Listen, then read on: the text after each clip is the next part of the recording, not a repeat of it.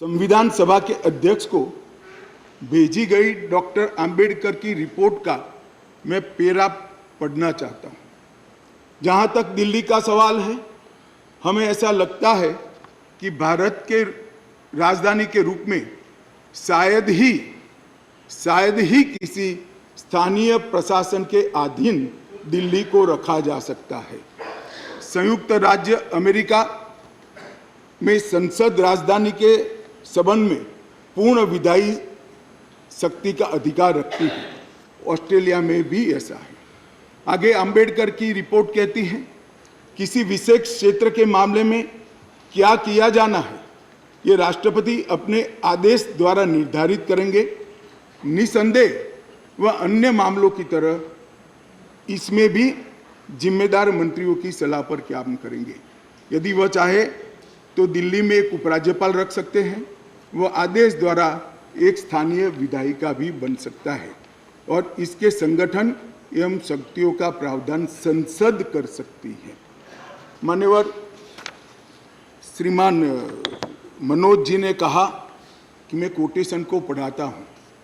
मनोज जी, अगर इसी प्रकार के कोटेशन का इंटरप्रिटेशन आप जेएनयू में पढ़ाते होगे तो विद्यार्थियों की बुरी गत होगी। कोटेशन का रेफरेंस मान्यवर कई मायनों में बदलता है, मगर भौगोलिक स्थिति और राजधानी का अस्तित्व ये तो आज भी वही है। ये जो रिपोर्ट है वो इसलिए दिल्ली को पूर्ण राज्य बनाने के साथ सहमत नहीं थी कि दिल्ली राजधानी क्षेत्र है। मनोज जी जरा समझा दे सदन को कि आज क्या दिल्ली राजधानी नहीं है? आज दिल्ली की राजधानी का महत्व समाप्त हो चुका है। कोटेशन कुछ ऐसे होते हैं मनोज जी जो पृथ्वी के अंत तक सत्य सनातन होते हैं, बदलते नहीं। कुछ कोटेशन ऐसे भी होते हैं। मान्यवर, स्वतंत्रता के बाद पार्ट सी स्टेट एक्ट 1951 से दिल्ली को विधानसभा दी गई, किंतु विधानसभा की शक्तियां सीमित एवं संसद के कानून के तहत रखी गई। ये भी सोच समझ कर किया गया। वर्ष 1956 में राज्य पुनर्गठन आयोग की सिफारिशों के आधार पर दिल्ली में विधानसभा को भंग कर दिया गया और दिल्ली को संघ शासित प्रदेश बना दिया गया। लगभग 3 दशक तक मान्यवर व्यवस्था चलती रही। 87 में सरकारिया कमेटी बनी जो बाद में बालकृष्णन कमेटी में परिवर्तित हुई और उसमें 1991 में 69वां संवैधानिक संशोधन किया, जिसमें संविधान में धारा 239 ए डाली गई और दिल्ली को विशेष दर्जा दिया गया। मैं इस बात पर पूरे सदन का ध्यान आकृष्ट करना चाहता हूं कि दिल्ली के रेफरेंस में संविधान का जब भी जिक्र करते हैं दिल्ली के शासन को मिले हुए अधिकारों के लिए, तब संविधान में धारा 239 ए को पढ़ना होगा, क्योंकि ये विशेष धारा है जो यूटी राजधानी क्षेत्र को व्याख्यायित करती है और उसकी शासन संबंधी सभी व्यवस्थाओं को इसमें वर्णित किया गया है। अब इसमें आप यहाँ पर ऐसा भाषण करेंगे कि आज दिल्ली की बारी है, कल उड़ीसा की है, आज दिल्ली की बारी है, कल आंध्र प्रदेश की है, आज दिल्ली की बारी है, कल फलाने राज्य की है। कोई संसद सदस्य ऐसी बातें सुन के अपना मत नहीं बदलेगा। राघव जी, आप जरा भी चिंता मत करिए। ऐसा नहीं है कि सिर्फ आप पढ़ सकते हैं, सभी लोग पढ़ सकते हैं, सभी लोग समझते हैं और सभी लोग चीज़ों को जानते भी हैं। सभी लोग जानते हैं कि इस प्रकार के बदलाव किसी राज्य में नहीं हो सकते, यूटी में ही हो सकते। मगर प्रॉब्लम इसमें राज्य और यूटी का नहीं है। हम है यूटी में, चुनाव यूटी के लड़े हैं और राज्य की पावर एंजॉय करनी है, इसका प्रॉब्लम है। मान्यवर, ये प्रॉब्लम का कोई जवाब भारत सरकार के पास नहीं है, दिल्ली की जनता के पास भी नहीं है, ये सदन के पास भी नहीं है। अपनी मानसिकता को ही बदलना पड़ेगा, सीमित करना पड़ेगा, संयत करना पड़ेगा, तब जाकर मान्यवर इसका रास्ता निकलेगा।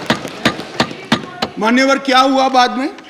91 से 2015 तक ऊपर नीचे कई बार एक दल की सरकार आई, कई बार विपक्ष की सरकार आई।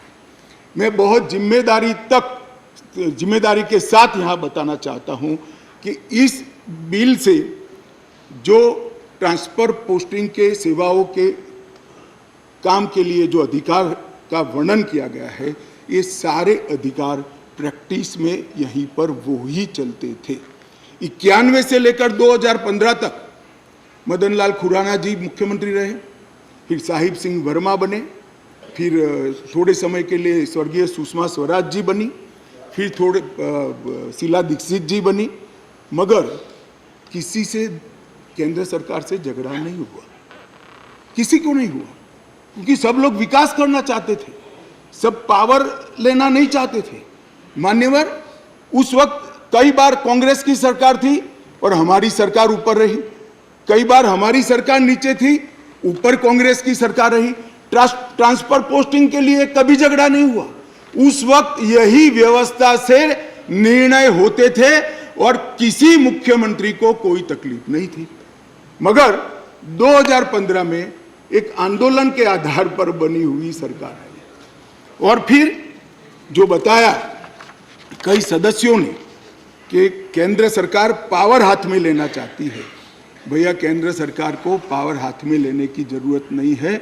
130 करोड़ की जनता की कृपा से हमें पावर भारत की जनता ने ही दे दिया। ये अधिकार हमें भारत की जनता ने दिया और कई राज्यों में, पूर्ण राज्यों में भारतीय जनता पार्टी की पूर्ण बहुमत की सरकार चल रही है। कोई पावर लेने की जरूरत नहीं है। एक बिल हम लाए हैं पावर केंद्र में लाने के लिए नहीं, केंद्र ने दिए हुए पावर पर दिल्ली यूटी की सरकार अतिक्रमण करती है, इसको वैधानिक रूप से रोकने के लिए यह बिल लेकर हम आए। मान्यवर, शब्दों के श्रृंगार से असत्य को सत्य नहीं बनाया जा सकता।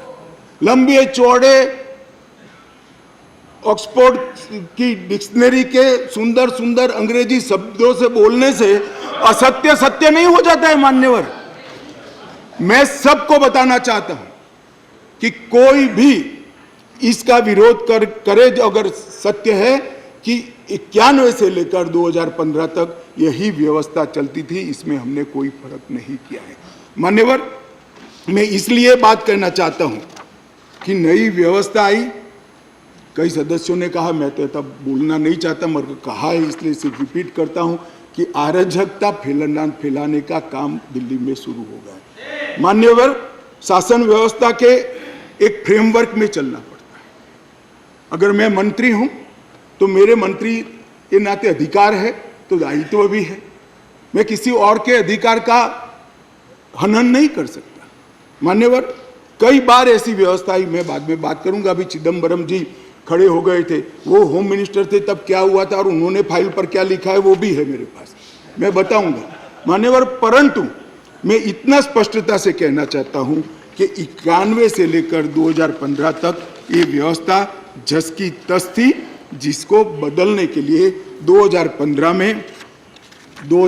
में एक परिपत्र किया गया दिल्ली सरकार द्वारा, जिसको नलीफाई करने के लिए भारत सरकार ने एक परिपत्र सेवाओं के बारे में इश्यू किया। उसको उच्च न्यायालय में चुनौती दी गई। उच्च न्यायालय में भारत सरकार के पक्ष में फैसला आया, फिर सर्वोच्च न्यायालय की खंडपीठ को वो रिफर कर दिया गया। 2018 में सर्वोच्च न्यायालय की खंडपीठ ने एक आदेश दिया जिसका सार है कि मंत्री परिषद की अधिकारों को सर्वोच्च न्यायालय ने प्रस्तावित किया। मान्यवर, फिर वो डिवीजन बेंच के अंदर, 2 जज की बेंच के अंदर गया, वहाँ सहमति नहीं बनी और फिर से खंडपीठ को रिफर कर दिया गया और 11 मई को सर्वोच्च न्यायालय की खंडपीठ ने सेवाओं के मामले में अपना निर्णय दिया।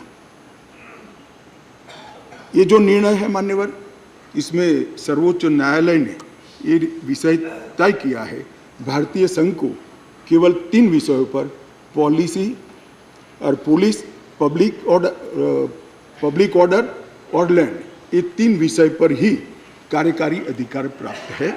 सेवाओं का अधिकार दिल्ली सरकार के पास रहता है।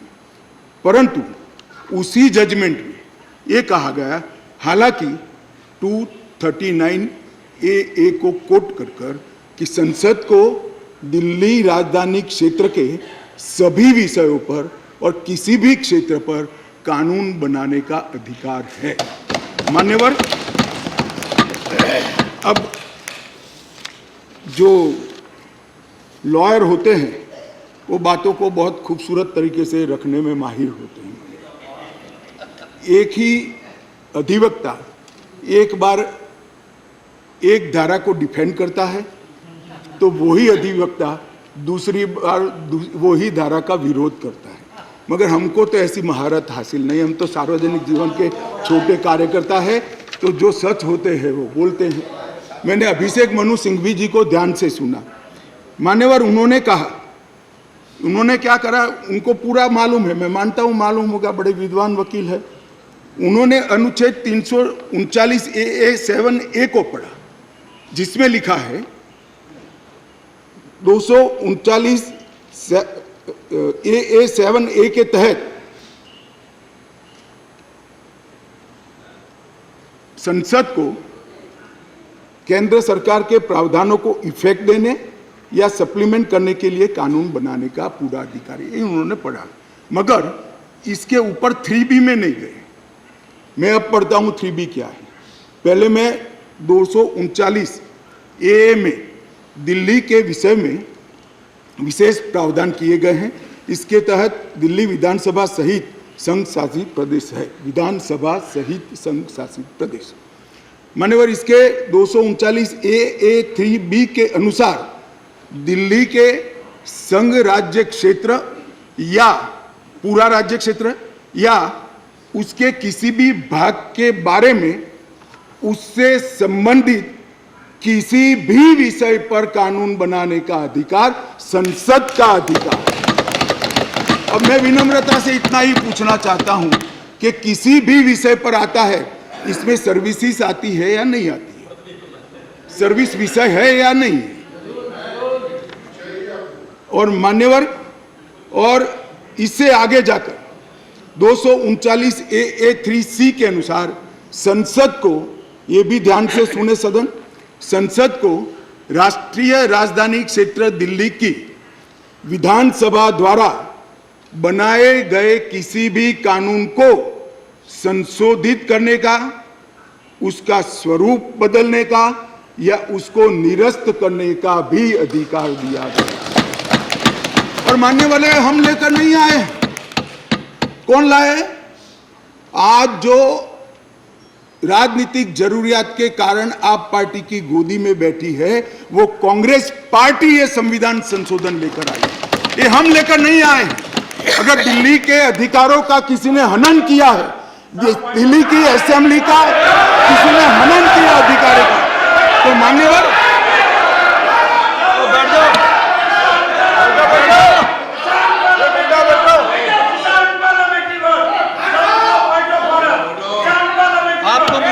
लगी होगी, बैठ जाओ बैठ जाओ। आपको तकलीफ हुई है, अरे गोदी में बैठने में तकलीफ हुई है। माननीय अध्यक्ष जी, इनको करने में तकलीफ नहीं और सुनने में क्यों तकलीफ होती है? करते हैं तो सुनना पड़ेगा। गोदी में बैठ गए। मैं फिर से रिपीट करना चाहता हूं, केवल और केवल राजनीतिक स्वार्थ के कारण आप पार्टी का एपीचमेंट करने के लिए ये अपने ही लाए हुए कानून का ये विरोध कर रहे हैं।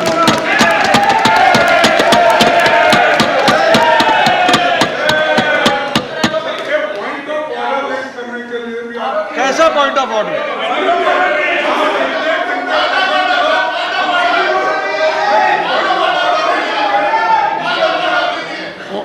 ऑनरेबल मिनिस्टर, माननीय अध्यक्ष जी, honourable minister, would you please raise your point of order? Point of order पे रहूंगा। Our rule says unparliamentary word cannot be used in this house.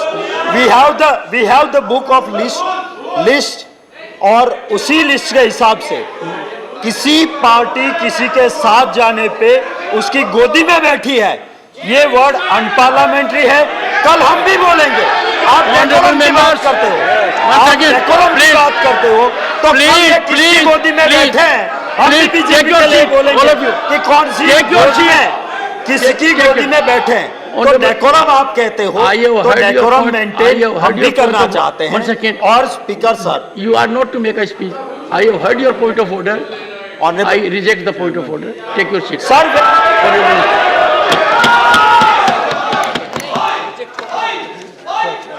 Honorable Minister. Honorable Minister. माननीय अध्यक्ष जी, यहां पर बहुत सारे सदस्यों ने बड़ी बड़ी दुहाइयां दी, संविधान की दुहाइयां दी, डेमोक्रेसी की दुहाइयां दी और अदालत के फैसले की सम्मान करने की दुहाइयां दी। माननीय अध्यक्ष जी, मैं इनको बहुत विनम्रतापूर्वक कहना चाहता हूं। मैं सबसे पहले अदालत के फैसले की बात करता हूं। अदालत के फैसले की अवमानना तब होती है तब अदालत ने किसी भी प्रकार का स्थगन आदेश दिया है। इसमें स्थगन आदेश मांगा गया था, अदालत ने दिया नहीं। दूसरी बात, अदालत के फैसले की अवमानना तब होती है जब हम अदालत के फैसले के विरुद्ध कोई बिल लेकर आते हैं। यहाँ अदालत ने अपने फैसले में स्वयं कहा है कि दिल्ली संघ राज्य के लिए देश की संसद किसी भी प्रकार का कानून बना सकती है। और माननीय अध्यक्ष जी, मैं सर्वोच्च अदालत के प्रति अति विनम्रता रखते हुए बताता हूं कि कई फैसले ऐसे होते हैं जो न्याय की कानून की इंटरप्रिटेशन करते वक्त अदालत देती है, मगर आज की जनभावनाओं के अनुरूप वो नहीं पाए जाते हैं। तो इस आज़ादी से अब तक ढेर सारे इतने उदाहरण हैं जिसमें संसद ने अदालत के फैसलों को बदलने के लिए कानून लेकर आए, मगर इसमें तो एक केस भी नहीं है। माननीय अध्यक्ष जी, इस देश की संसद ने कई बार संविधान बदला है। अदालत के फैसले की बात छोड़िए, अदालत के फैसले को न्यूट्रलाइज करने के लिए कई संविधान के पैराग्राफ जोड़े गए हैं माननीय अध्यक्ष। और ये संसदीय परंपरा है जिसको अदालतों ने भी स्वीकार किया है। और पहला संविधान संशोधन तो तब हुआ जब पार्लियामेंट भी नहीं बनी थी मान्यवर। कॉन्स्टिट्यूएंट असेंबली ने पहला संविधान संशोधन पारित किया था, तब से संविधान बदलने की प्रक्रिया चली है। और मैं आपको बताता हूं भाई, हम संविधान में बदलाव इमरजेंसी डालने के लिए नहीं लाए हैं। हम संविधान में बदलाव उस वक्त की तत्कालीन राष्ट्रपति की सदस्यता जो चली गई थी, इसको पुनर्जीवित करने के लिए नहीं लाए हैं। और इमरजेंसी डालकर लाखों डेमोक्रेटिक कार्यकर्ताओं को जेल में अरे खड़गे जी सुनिए, मैं धैर्यपूर्वक सुना हूं। कांग्रेस को लोकतंत्र पर बोलने का कोई अधिकार नहीं है। आप क्या बात करते हो लोकतंत्र की?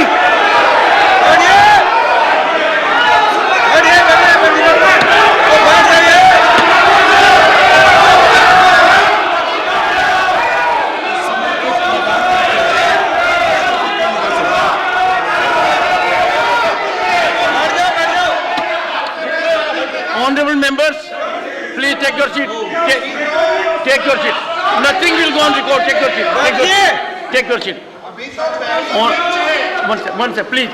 Honorable members, the Honorable Home Minister was throughout present by and large, and he heard everyone very patiently.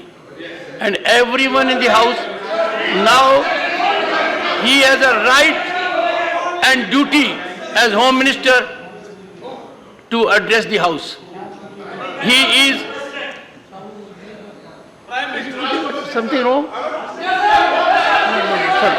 Honorable Home Minister, nothing will go regard. Please. मान्यवर, मैं थोड़ी जल्दबाजी में प्रधानमंत्री की जगह राष्ट्रपति बोल गया, इसलिए मैं थोड़ा फिर से रिपीट करना चाहता हूं। इस देश के पूर्व प्रधानमंत्री की सदस्यता बचाने के लिए हम ये बिल नहीं लेकर आए। ये बिल संविधान की भावनाओं को संभालने के लिए हम लेकर आए। और मान्यवर, इमरजेंसी डाली गई, हम तो बहुत छोटे थे उस वक्त।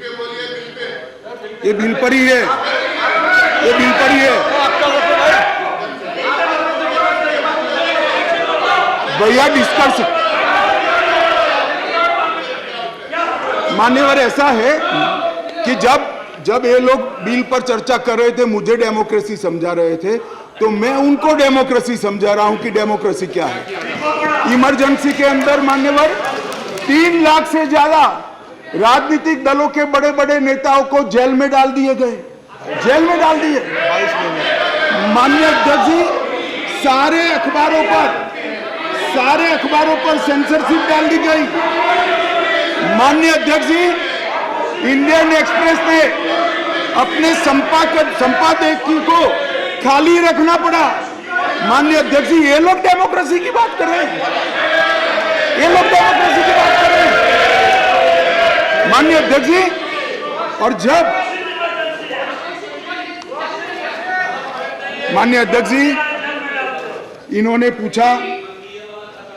इन्होंने पूछा कि भाई अध्यादेश अब लाए थे तो एक बहुत सुंदर क्रोनोलॉजी देश के मतदाताओं को गुमराह करने के लिए। माननीय अध्यक्ष जी, इसका जवाब मुझे देना ही पड़ेगा, फिर से उनकी भावनाएं उद्वेलित होगी अगर मुझे देना पड़ेगा। माननीय अध्यक्ष जी, उन्होंने कहा 11 मई को फैसला है और 17 मई को ऑर्डिनेंस लाया गया और 19 मई को एससी को सुप्रीम कोर्ट को छुट्टी पर जाना था, तब ऑर्डिनेंस को घोषित किया गया। माननीय अध्यक्ष जी, मैं इसका तो पूरा क्यों करना पड़ा इसका मुझे जस्टिफिकेशन देना चाहिए, क्योंकि विरोध भी 2 दर्ज हुए इसी विषय पर। परंतु मैं उनको ये कहना चाहता हूँ, और एक मुद्दे कौन खड़े कर रहे हैं जिनका पूरा जीवन सुप्रीम कोर्ट में वकीलात करते करते गया। उनको ये भी मालूम नहीं है कि वैकेशन बेंच होती है, वैकेशन बेंच होती है, और वैकेशन के अंदर भी अगर उचित लगे तो मुख्य न्यायाधीश महोदय खंडपीठ भी बना सकते हैं, संवैधानिक खंडपीठ भी बना सकते हैं और स्थगन आदेश दे सकते हैं। वैकेशन के बाद क्या हुआ, ऑर्डिनेंस आ गया, वैकेशन के बाद चैलेंज किया, चैलेंज कर स्थगन आदेश मांगा, सुप्रीम कोर्ट ने नहीं दिया, आज भी नहीं है। मैं तो बिल लेकर आया हूं। अब ये क्रोनोलॉजी का क्या मतलब है बताइए। मगर यहां चर्चा कर एक भ्रांति खड़ी करना कि हमारे अधिकारों को लेने के लिए लालायित थे। भैया, अधिकारों को लेने के लिए लालायित नहीं थे, हम दिल्ली की जनता के अधिकारों की रक्षा के लिए लाए। इसलिए मान्यवर, ये जल्दी करनी पड़ती। मान्यवर, मैं आगे बताता हूं कि जल्दी क्यों करनी पड़ी। मान्यवर, अब मेरे पास भी एक क्रोनोलॉजी है, जरा उसको धैर्य से सुनना चाहिए। मान्यवर, 11/5/23 को ये अध्यादेश आया और ये फैसला है। फैसला लगभग 3-4 बजे के आसपास घोषित हुआ। उसके बाद में 5:30 बजे फैसला क्या था मान्यवर? फैसला तो ये था कि संवैधानिक खंडपीठ ने एक फाइंडिंग दिया है, ये रेगुलर बेंच के सामने जाएगा, रेगुलर बेंच हियरिंग करेगी और बाद में इस पर आदेश पारित करेगी, तब जाकर फैसला लागू होगा। फैसला तो अभी लागू भी नहीं हुआ है। मगर जल्दबाजी किसको कहते हैं मैं बताता हूं श्रीमान राघव चड्ढा जी। जल्दबाजी इसको कहते हैं कि अभी आदेश तो पारित भी नहीं हुआ था, एक नीति विषयक फैसला लिया जो 2 जजों की खंडपीठ ने सुनकर उस पर आदेश पारित किया जाना था, इसके बाद इंप्लीमेंटेशन होना था। 11/5 को शाम को 5:30 बजे एक नोट सर्कुलेट कर दिया गया कि आज 5:30 बजे तक पात्र अधिकारियों की सूची के साथ जो इस पद पर तैनात हो सके, सचिव सेवाओं के मतलब सेक्रेटरी सर्विस के लिए एक नोट प्रस्तुत किया गया। ट्रांसफर करना भी चालू कर दिया। बोले अभी तो खंडपीठ 2 जजों की खंडपीठ का जजमेंट भी नहीं आया और ट्रांसफर करना चालू किया। सोशल मीडिया में घोषणा कर दी, अभी तो एप्लीकेशन मंगाई, नोट मंगाया है, सोशल मीडिया पर कह दिया श्री आशिक माधवराव मोरे को बदल दिया गया। कैसे बदलोगे भाई, कैसे बदलोगे मान्यवर? और इसके आगे मैं जाना चाहता हूं। इसके बाद सतर्कता विभाग विजिलेंस के मिनिस्टर ने सभी सहायक निर्देशकों को आदेश दे दिया कि विशेष सचिव सतर्कता को रिपोर्ट न करिए, उनको डायरेक्ट रिपोर्ट करिए। अब जो एडमिनिस्ट्रेशन मुझे समझाते थे, मैं उनको समझाना चाहता हूं, डायरेक्ट जॉइंट डायरेक्टर लेवल का ऑफिसर सीधा मंत्री को रिपोर्ट करे, ऐसा कैसे हो सकता है भाई? कैसे हो सकता है? ये एडमिनिस्ट्रेशन है क्या? किसके साथ में खड़े रहे हो? जवाब देना पड़ा दिल्ली की जनता को भाई। मान्यवर, इसके बाद सतर्कता विभाग के मंत्री जी ने आदेश दे दिया 13 तारीख को कि मैनुअल के पैरा 2.22 के उल्लंघन किया, जिसमें विजिलेंस सेटअप के कार्यबल सीवीओ के परामर्श से संगठन के प्रमुख संगठन में प्रभावी सतर्कता प्रबंधन के लिए कार्यबल तैनात करने के निर्देश बनाने के लिए सूचना कर दी। अब मुझे ये समझ नहीं आता है, अभी तो संवैधानिक खंडपीठ ने खंडपीठ को आदेश भेजा है, इंटरप्रिटेशन भेजा है। इस पर खंडपीठ ने 2 जजों की खंडपीठ ने सुनवाई करनी है और फिर जजमेंट देना है। यहाँ पूरा इम्प्लीमेंटेशन कर दिया। मगर विश्व में कोई भी, विज्ञान का नियम है, कोई भी चीज अकारण नहीं होती है।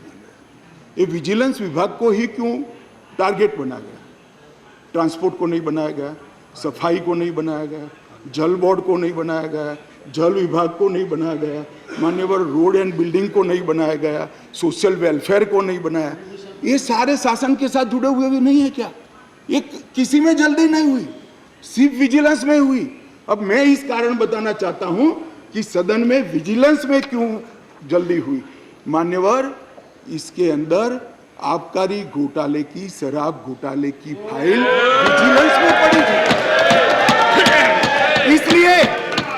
इसलिए मान्यवर आधी रात को विजिलेंस डिपार्टमेंट खोलकर फाइलों की हेराफेरी करने की फरियाद दिल्ली पुलिस को मिली है। मान्यवर केशव राव जी कहते थे, हम तो ना इनके साथ है, ना उनके साथ है, ना आपसे जुड़ाव है, ना उनसे जुड़ा है। बीआरएस वालों का भी इस शराब घोटाले के साथ आप पार्टी के साथ जुड़ाव है, इसीलिए आप वहां बैठे हो। मान्यवर, एक फाइल थी आबकारी घोटाले वाली, दूसरी फाइल थी एक यहाँ पर शीश महल बना है मान्यवर, बहुत बड़ा शीश महल। हमने When we speak, you stop us. Sheesh Mahal is allowed to नहीं, एक मिनट मान्यवर, शीश महल में असंसदीय क्या है? अभी मैं आगे तो बोला ही नहीं। What is your objection? What is the problem? For sake of objection, you are raising objection. क्या है? पागल हो गया है। No, you just want to hold the floor. 258. Sorry, please. 258. Sorry. Let us not make issue of non-issues. Take your seat. 258. Take your seat. 258. Take your seat. 250. Sit down. You want Take me your to seat. Okay, I'll sit. Take your seat. Take your seat, please. Take your seat. 258. Take your seat. Honorable Minister. मान्यवर, मैं कहता हूं शीश महल में क्या असंसदीय है, चर्चा करें जरा खड़े होकर। वैसे ही व्यवधान करने के लिए खड़े हो जाते हैं, जरा समझाइए।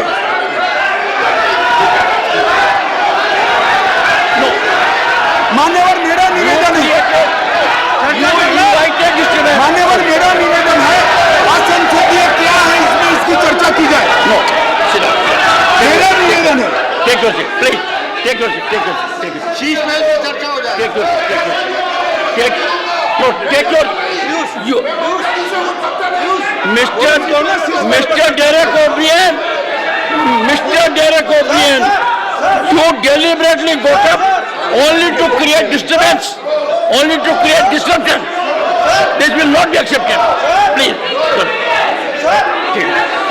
Sir, leader would like to speak, sir. Sir. Take.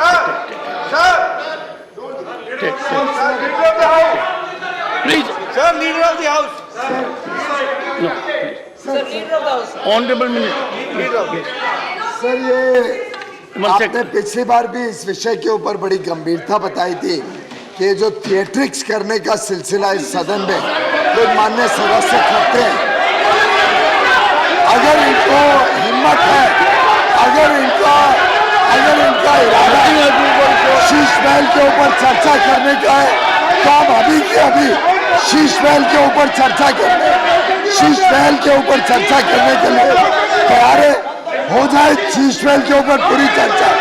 जो ये शीश महल को ऑब्जेक्ट कर रहे हैं, Take your seat. Take your seat. Take your seat. Take your seat. Please, please. Take your seat. Oh, one second. Sorry, sir. 1 second. Sorry. Please. Honorable members, I was hearing the Honorable Home Minister with total focus. And there was nothing in the discourse of the Honorable Home Minister which could have invited the kind of disruption in which Mr. Derek O'Brien. I urge the House, I urge the honorable members, we have been decorous during the whole day. Don't act on a plan. Let us believe in decorum. Honorable Home Minister. Honorable Home Minister. No. Honorable Home Minister. माननीय अध्यक्ष जी, यही जिसको निशाना बनाया गया, वही vigilance की office में मुख्यमंत्री के नए बंगले पर खर्च हुए अवैध खर्चे के लिए और आवंटित की गई राशि से 6 गुना ज्यादा खर्चे के लिए जांच की फाइल भी उसी के अंदर थी। माननीय अध्यक्ष जी, माननीय सुप्रीम कोर्ट ने एक ऑर्डर दिया था कि अपनी पार्टी के, सरकार के नहीं, अपनी पार्टी के प्रचार के लिए दिल्ली सरकार का जो खर्च हुआ है, वो खर्च दिल्ली सरकार से नहीं, आप पार्टी से वसूल कर दिल्ली सरकार के खजाने में डाला जाए 90 करोड़ रुपए। इसकी जांच भी यही विजिलेंस डिपार्टमेंट ने की।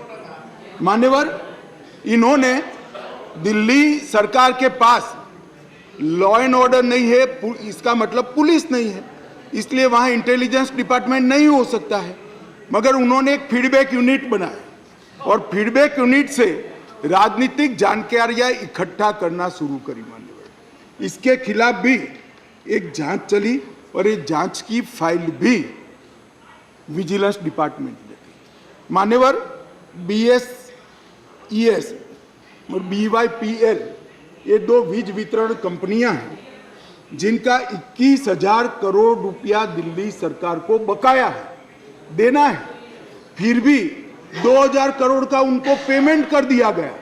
इसकी भी जांच चल रही है, वो जांच की फाइल भी इसी विजिलेंस डिपार्टमेंट में थी। मान्यवर, और ये आधी रात को जो कागज इधर उधर कोड़ने का प्रयास किया गया, वो ही इमरजेंसी थी। चिदम्बरम साहब को शायद मालूम नहीं था, इसलिए पूछते थे कि क्या इमरजेंसी थी, तो भाई ये इमरजेंसी थी, इमरजेंसी ये थी। और मान्यवर, अगर ये न करते तो सारे घोटालों की फाइलों को गुम करने का एक नया घोटाला रजिस्टर करना पड़ा और इसलिए इमीडिएटली ऑर्डिनेंस लाना पड़ा जो संविधान सम्मत है। संविधान में ऑर्डिनेंस की व्याख्या और अधिकार ऐसे स्थितियों के लिए ही दिए गए हैं और सबको मालूम है, जब ऑर्डिनेंस लेकर आते हो तो 6 माह के अंदर या सबसे पहले सदन के अंदर, जो सदन जब मिलेगा तब सदन के सामने रखना पड़ता है। तो आज मैं लेकर आया हूं। अब इसमें गैर संवैधानिक क्या है भाई, बताओ तो। इतनी सारी 5 घंटे से चिल्लाट करते हैं, इसमें गैर संवैधानिक क्या है? क्या प्रीपेड?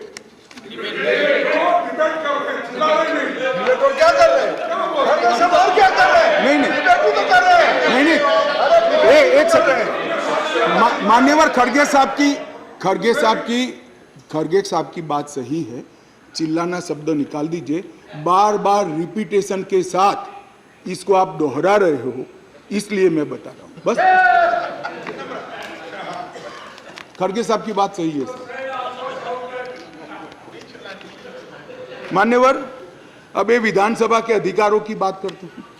हम सब ये सम्मानीय सदन के सदस्य हैं। सदन जब राष्ट्रपति महोदया आहूत करती है, बाद में इसका सत्रावसान होता है। ये संविधान की एक बनाई हुई सदन को चलाने की कार्यरीति है। इस पूरे देश में एक ही असेंबली है जिसका सत्रावसान ही नहीं हुआ ना, सत्रावसान होता ही नहीं। स्पीकर साहब सदन को मुलतवी कर देते और फिर जब बोलाना है, राजनीतिक भाषण करना है, तब सदन को बुलाकर 3 घंटे चलाकर फिर से बंद कर देते। दिल्ली असेंबली ऐसी है जिसका आज तक सत्रावसान ही नहीं हुआ है। मान्यवर, आप मुझे बताइए, ऐसे चल सकता है? माननीय अध्यक्ष जी, विधानसभा के rules of procedure and conduct of business 1997 के नियम 70 में विधानसभा अध्यक्ष को सदन को स्थगित करने का अधिकार दिया है। ये अधिकार इस तरह से देश के किसी भी असेंबली के स्पीकर ने नहीं उपयोग किया है। मैं इस पर कोई टिप्पणी करना नहीं चाहता। अगर उचित है तो कांग्रेस पार्टी ने जरूर इसका समर्थन करना चाहिए कि भाई विधानसभा को या संसदों को स्थगन कर ही चलाना, कभी सत्रावसान नहीं करना, वो सेशन में ही रहेंगे। अब सेशन में ही रहेंगे तो कानून कैसे बनाओगे? आप कैबिनेट बुला ही नहीं सकते हो। इसलिए क्या स्थिति है समझिए साहब, 2020 में सत्र की संख्या कितनी हुई दिल्ली के? 1 बजट सत्र। 2021 में कितनी? 1 बजट सत्र। 2022 में कितनी बार सदन बुलाया गया है? 1 बार बजट सत्र। 2023 में कितनी बार सदन बुलाया गया? 1 बार बजट सत्र। उसके अलावा असेंबली की जरूरत ही नहीं है। इसके अलावा मान्यवर असेंबली की जरूरत ही नहीं है। ये किस तरह से असेंबली चला रहे हैं मान्यवर? कैबिनेट के अधिकारी की दुहाई दे रहे हैं। 2022 में 6 कैबिनेट बैठक सिर्फ हुई है, 1 साल में सिर्फ 6।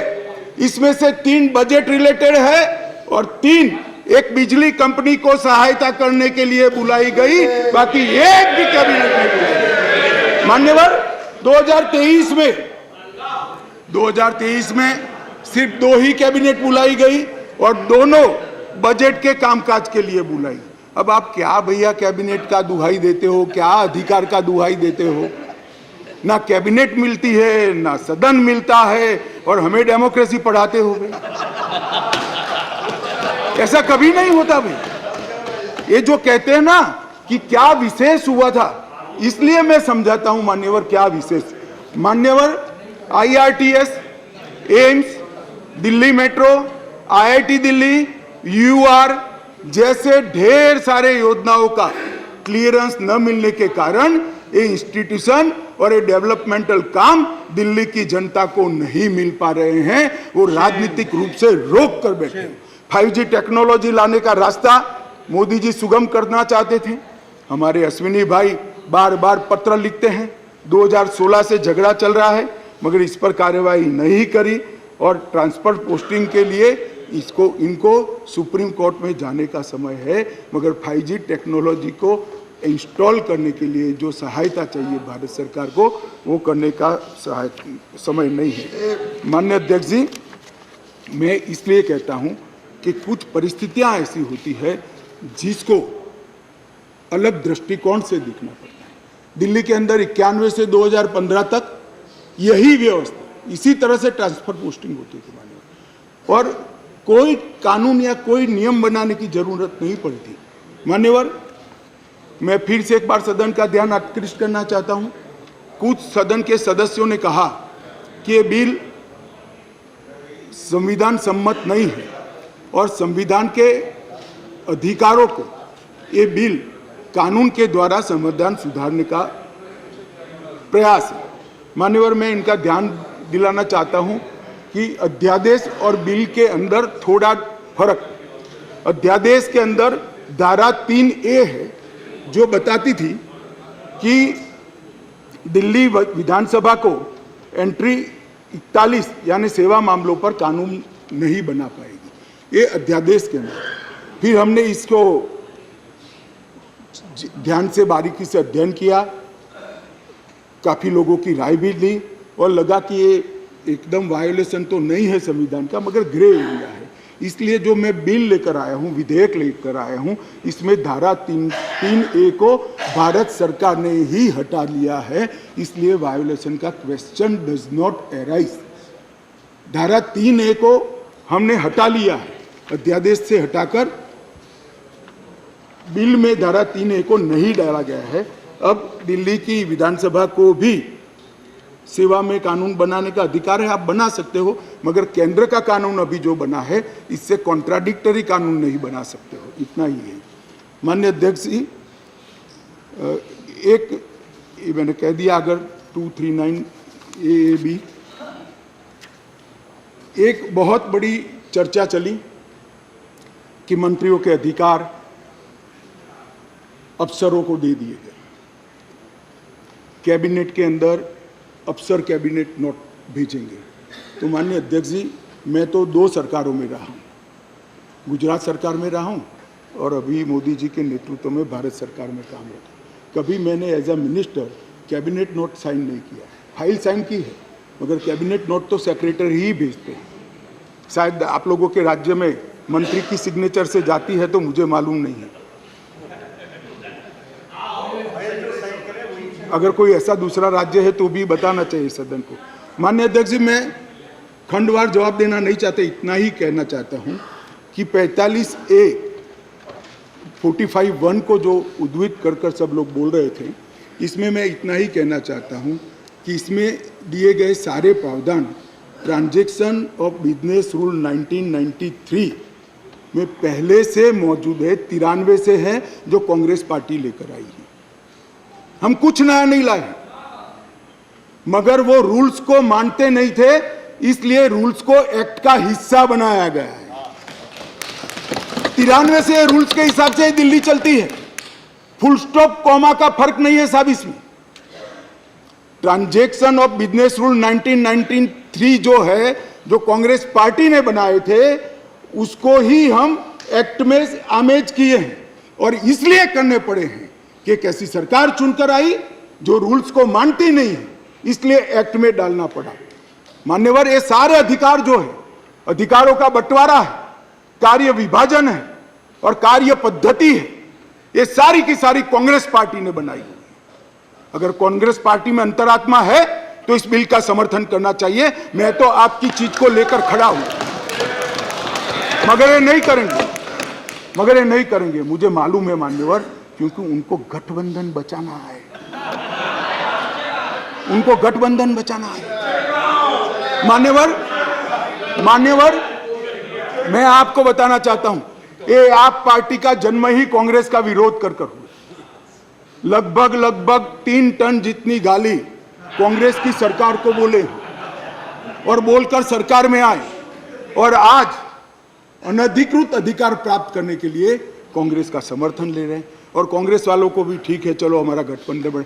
भाई, मैं बताना चाहता हूं खड़गे साहब, जैसे ही आज शाम को ये बिल खत्म हुआ, पारित हुआ, केजरीवाल जी पलट जाएंगे, ठेंगा दिखाएंगे और कुछ नहीं होने वाला। तो उनका लक्ष्य हम नहीं है, कांग्रेस पार्टी है। जरा इनका चुनावी इतिहास देखिए, उनका लक्ष्य आप हो, वो आपको नहीं छोड़ेंगे। खैर, वो आपको देखना है। और माननीय अध्यक्ष जी, ये सारे लोग सिद्धांतों की मुझे दुहाई दे रहे थे। मैं पूछना चाहता हूं, तृणमूल कांग्रेस और कम्युनिस्ट पार्टी आज एक मंच पर है, किस सिद्धांत के तहत है? जरा बताइए तो मुझे, किस सिद्धांत के तहत है? पूरा जीवन एक तृणमूल कांग्रेस पार्टी का जन्म ही कम्युनिस्टों का विरोध करते हुए हुआ है। कांग्रेस पार्टी से वो इसलिए अलग हुए कि नरसिम्हा राव जी ने कम्युनिस्ट पार्टी से हाथ मिला लिए और आज सत्ता प्राप्त करने के लिए वो इनके साथ बैठे। एक कांग्रेस पार्टी और कम्युनिस्ट पार्टी केरल में तो यूडीएफ एलडीएफ कर एक दूसरे की जान लेने पर आमादा है और वहां इलू कर रहे हैं। माननीय अध्यक्ष जी, ये जनता दल, ये जेडीएस, माननीय अध्यक्ष जी, जेडीएस, ये नीतीश कुमार जी है, जेडीयू, ये नीतीश कुमार जी है, जिनकी राजनीति चारा घोटाले का विरोध कर हुई। इनके राष्ट्रीय अध्यक्ष लल्लन सिंह जी कहते थे मैं पान का बनवारी बन जाऊंगा मगर कांग्रेस पार्टी के साथ नहीं जाऊंगा, लालू के साथ नहीं जाऊंगा। मान्यवर, ये साथ में आ गए। साथ में क्यों आए?